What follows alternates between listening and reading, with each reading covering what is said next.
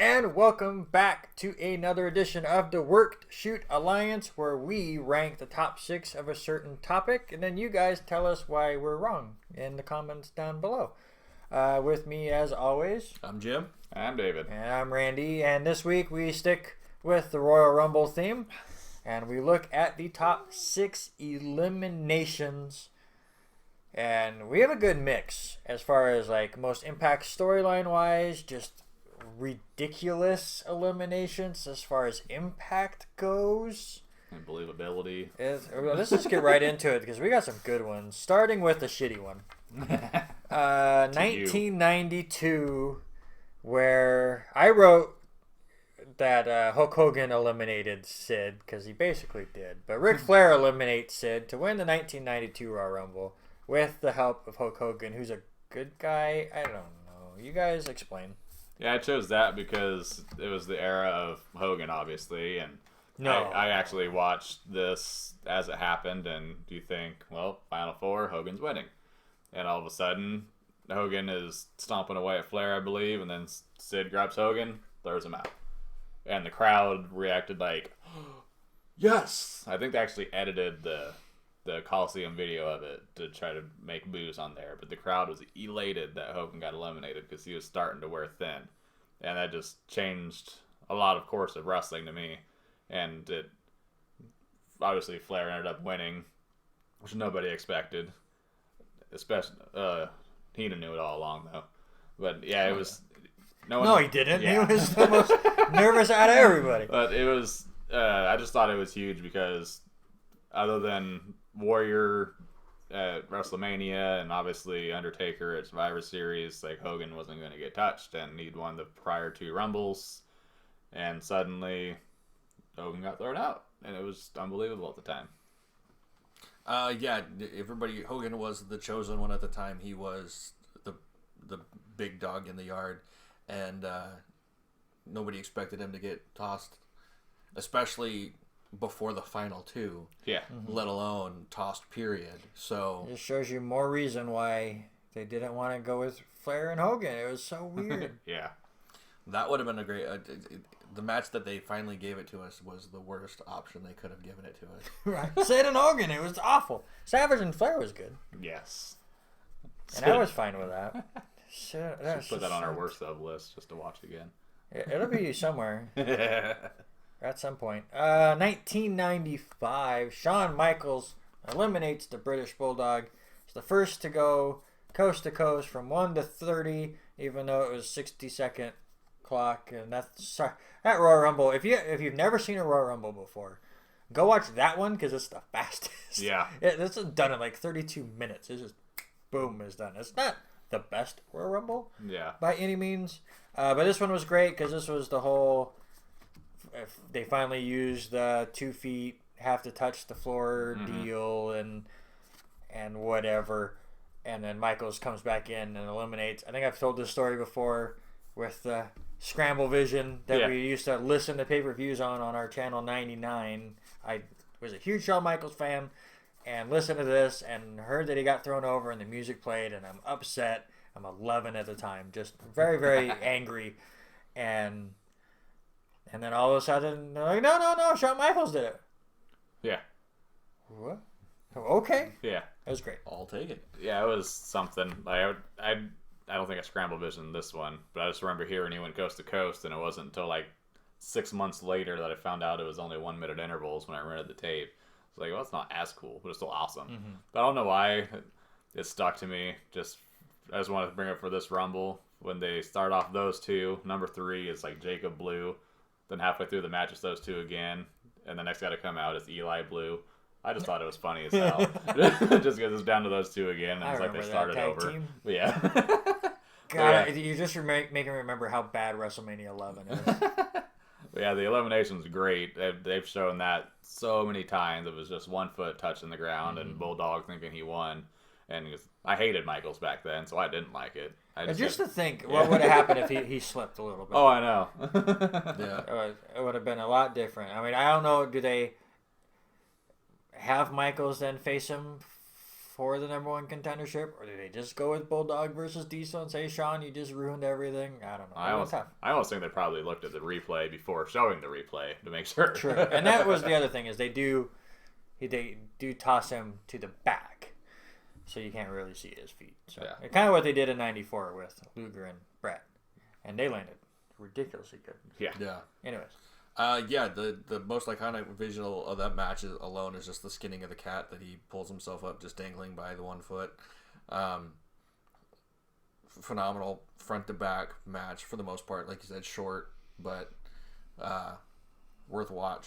Yeah, it's very funny that Shawn Michaels is the first person to go coast to coast, and his time in the Rumble is probably like 73rd all time in that match.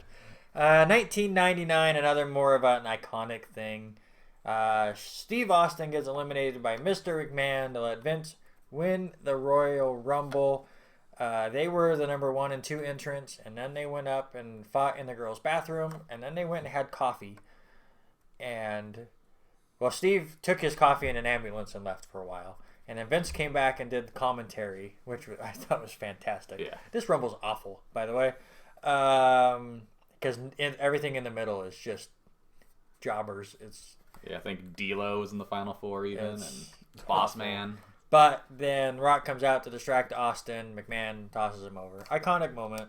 Bad Rumble. Yeah, I remember. I think I had something going on with school related, so I couldn't even follow while it was going on. So I get home, my crappy dial-up internet's not working. Then I finally find a website that shows the Rumble winner, Vince McMahon. What? No, how? So I thought he was in there the entire time and somehow won, but as awful as the Rumble was, the story was great. Like McMahon and Austin, it's like, it kind of sucks to use the Rumble as the background because it's favorite match of the year, and it's just, it's going to be Austin pretty much the whole time. The swerve of McMahon winning was well done because I thought the internet was wrong. I'm sorry, internet, but if it's on the internet, it's true. But yeah, it was crazy, well done, and big surprise. Yeah, I think that match there, like you said, it sucks that it was the Rumble because it does ruin what the idea of what the Rumble is. But then again, it sets it up for what the Rumble is. Again, you don't see those swerves coming. Yeah. And with it being McMahon and Austin, it set that feud up even better than what it was. I think it definitely added to that storyline. All right, I'm just going to say this. 2002, Doof, tell the story. All right, we're all watching the Rumble. I think it was at Jeff's house. And we're all just yelling out stupid random things of what's going to happen. Like, I think Goldust is there. Oh, Goldust is going to win. And at one point, a friend Jeff, he just says, oh, Maven's going to eliminate The Undertaker. We're like, funny guy. And then it happens. And instead of all of us yelling, we're all stunned, like, it happened. Now, anytime, it still happens every so often with me and Jeff, but anytime we're surprised by something, you just yell Maven. Yeah. Maven! What the hell? Yeah, so basically, The Undertaker is out with the Hardys, because they were kind of feuding at that point. The Undertaker was doing that whole, this is my yard gimmick. Yeah. It was like a little bit post-American Badass, and he had another title. Booger Red was what Jim Ross called Where's him. my respect? Yeah. I get no respect. Had his motorcycle and all that stuff. And so he comes out and he eliminates both the Hardys and stands tall. And then Maven comes out. Well, he's coming out. The Hardys try to jump him again. And they fight a little bit more. And he finally tosses him back out. And Maven's just standing in the ring. And I want to say one of them messes with his motorcycle or something, or Lita distracts him. Yeah, I think he got rid of her and like saying, all right, go ahead and be gone. And then Maven just comes up, drop kicks him up over the top, nearly kills himself on the bottom rope going down, and eliminated The Undertaker. And then The Undertaker takes Maven and throws him through the middle rope, and then takes him up the stairs and through a popcorn stand. But they had the wherewithal to then have Undertaker drag him all the way back down and throw him over the top rope. It was great. So at least he was eliminated. But yeah, it was more. It's more on there. I mean, it's an iconic elimination, but the fact that we had a bunch of people at Jeff's house, and again, as that whole joking thing was going on. That's why I think Cena's surprise entrant was so iconic to me. Was I was at buddy Jesse's house. We had just got done we were doing backyard wrestling at the time because we were stupid kids. But we got done doing our thing and we went to his house and we were watching it. And we're into it and trying to figure out who's going to win. And the same thing. Everybody would come out, oh, he's winning. No, he's winning. And number 30, John Cena came out. Lose our minds. This one is the sickest elimination I've ever seen. 2005, Snitsky eliminates Paul London. And yes, I'm saying those two right. But it's so great. So Snitsky and Paul London are fighting. Snitsky picks up London, puts him over the top rope onto the apron, goes to clothesline him, and London ducks. But he's unable to duck the second one and does basically a shooting star press from the apron to the floor. It looks so brutal. Yeah. It's so good. Yes, I think it was one I didn't watch live, but when I did watch it, I was like, why did no one tell me about this? That was awesome. It was like, oh, yay, Snitsky, neat. Holy shit, he just killed him. Right. It's one of those moments it's just visually so draws you in. Mm-hmm. Yeah. And it's just it looks more brutal than it probably is, but just I think it's that now that might have been the year before when Goldberg speared Nunzio too. I mean that poor guy. Oh yeah. It wasn't elimination, but it would have made the list if it was. 2010, Batista eliminates Shawn Michaels. This is all storyline, as Michaels is trying to get to WrestleMania 26 against The Undertaker, who's the SmackDown champion at that time. So his only way to get revenge, because Undertaker's already said no to a rematch, was he had to win the Royal Rumble. He eliminates Triple H while they were doing their whole DX reunion part 18. And is working his way through, goes outside with Edge. Was it Edge or Jericho? I think it was Edge. And super kicks them back into the ring. And Batista comes from behind and hits him. And Michaels turns around and grabs the top rope and trying to hold on. And Batista's great. Just like, no. Just swatting him. And just the emotion of it. Shawn Michaels played it off perfectly. It was like the worst thing that ever happened to him. So to me, one of the more iconic eliminations for sure. Yeah, it was good. Like I said before, it was an era I couldn't watch, but I followed. You didn't watch any of these, I'm learning. Except for 2002. And I only know that because I was with you. Yeah. I was there. but yeah, I remember reading that thinking Shawn Michaels was going to win it, and he didn't. And when I saw it on DVD finally, when it actually happened, it was really played off well. It was just like the last ditch. Like he wasn't out of it. He still had it in him to win. Just a quick little mental lapse. Yeah. He was still outside the ring and sold it like he just lost everything. Yeah. And I think it made the next month at the Chamber when he helped Jericho win made it that much more impactful too, because it was like, oh, that's how he's going to do it. Yeah, that was really cool too. What do you think? Yeah, that storyline to build up to him facing The Undertaker was just... That was his, like, I need to do this. This is the one thing I haven't done. I mean, I've beaten him, but I need to, I want to end the streak. Like, this is what I'm going to do, and this is my end-all, be-all. And if I don't, I'm going to die trying. Mm-hmm. And the image of him sitting on the floor like, what do I do? Yeah. What am I supposed to do now? I just lost my last chance to do this, so now what do I do? Definitely one of the more iconic moments, yeah. Mm-hmm. Absolutely. So now we get this tough task of ranking these 6. Who wants to jump in and say what's last? Last. Man alive. Man standing? Yeah. Anybody. Like the least impactful on the Rumble itself are Maven and Undertaker and Snitsky and Paul London. So it's between those two to me. To be last? As awesome as they were. This was the greatest elimination of all time with Snitsky and Paul London. That's why it's got to go number 5 at least. No, stop it. But you can't say that Maven Undertaker and Snitsky and Paul London were a worse elimination than Sid and Hogan. For me, at the time, yes. Well, you got to look at the impact. Just because those... Yeah, this was where you realize Hulk Hogan's an asshole. We get that. Because then Hulk Hogan turns around and has to make...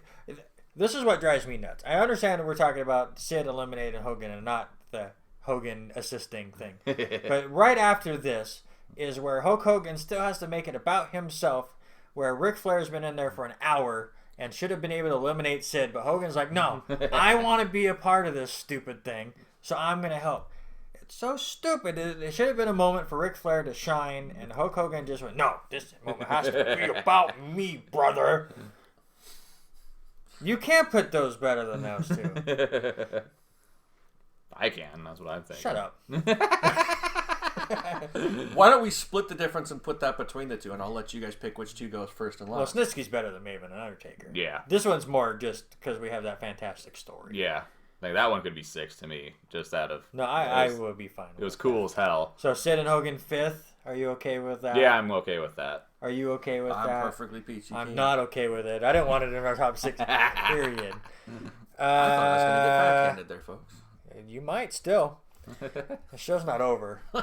Well, actually, our episode next week, I'm going to have a fight. I can guarantee you that. I guarantee you I'm going to lose my cool. I'm just getting pumped up now.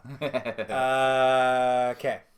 These 4. Batista, Shawn Michaels, British Bulldog, McMahon, Austin, and Snitsky, London. I almost think McMahon and Austin. I agree. Because it was, like we said, crappy Rumble.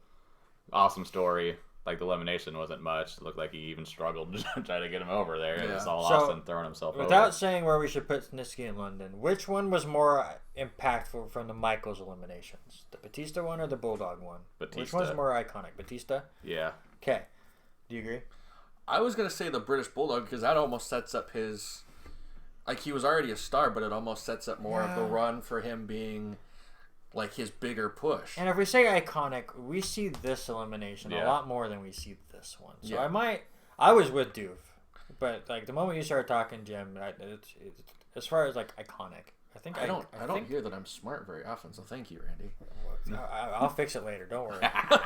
So I think I agree with you, but I do believe Batista eliminating Shawn Michaels is better than Snitsky London. I was gonna fight for Snitsky and London to be number 1, just so Snitsky won something.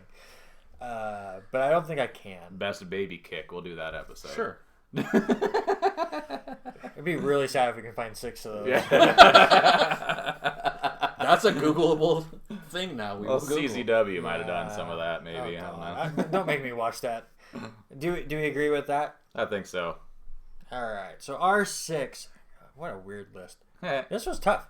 Maven and Undertaker is 6th. Sid and Hogan is 5th. God help me.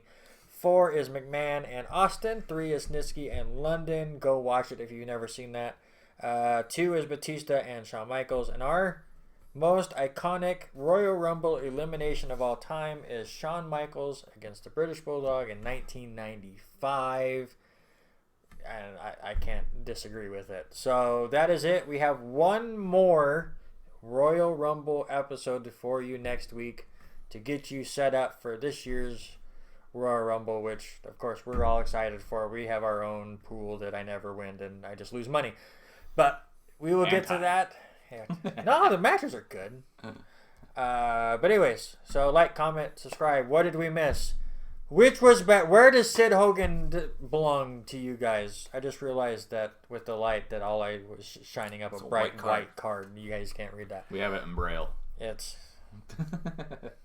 they don't know. Yeah. Where does it place for you guys? Am I right? Am I wrong? Let me know. I will see you next week with these two fools. Yes.